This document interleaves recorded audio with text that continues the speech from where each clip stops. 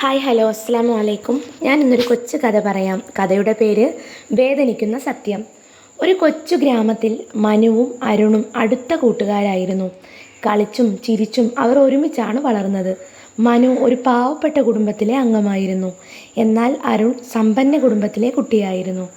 അരുണിന് മനുവിനെ കളിയാക്കാൻ ഒരുപാട് ഇഷ്ടമായിരുന്നു. മനുവിൻ്റെ വസ്ത്രങ്ങളെക്കുറിച്ചും നിറത്തെക്കുറിച്ചും എല്ലാം മോശം വാക്കുകൾ അവൻ ഉപയോഗിച്ചു. പലപ്പോഴും മനുവിനെ വേദനിപ്പിക്കുന്ന തരത്തിലുള്ള പ്രവൃത്തികൾ ചെയ്യുമായിരുന്നു. മനുവിന് ഇത് സഹിക്കാൻ കഴിഞ്ഞില്ല. പക്ഷേ അവൻ പ്രതികരിച്ചില്ല. കാരണം അരുൺ ഒരു സമ്പന്ന കുടുംബത്തിലെ അംഗമായതുകൊണ്ട് തന്നെ അവന് പ്രതികരിക്കാൻ പേടിയായിരുന്നു. അതുകൊണ്ട് തന്നെ ആരും അരുണിനെ ചോദ്യം ചെയ്യാൻ ധൈര്യപ്പെട്ടില്ല.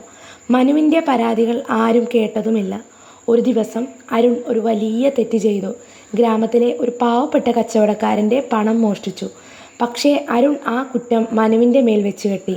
എല്ലാവരും മനുവിനെ കുറ്റക്കാരനായി മുദ്രകുത്തി. ആരും മനുവിൻ്റെ ഭാഗം കേട്ടില്ല. മനുവിനെ ഗ്രാമത്തിൽ നിന്നും ഒറ്റപ്പെടുത്തി. ആരും അവനോട് സംസാരിച്ചില്ല.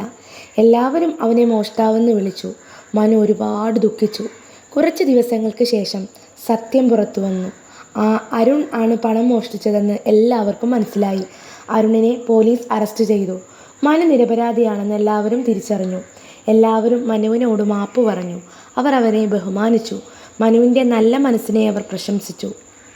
ഈ കഥയിലൂടെ നമ്മൾ മനസ്സിലാക്കുന്നത് ഒരാളെയും പെട്ടെന്ന് കുറ്റക്കാരനായി വിധിക്കരുത് എന്നതാണ്. സത്യം എപ്പോഴും പുറത്തു വരും. അതുവരെ നമ്മൾ ക്ഷമയോടെ കാത്തിരിക്കണം.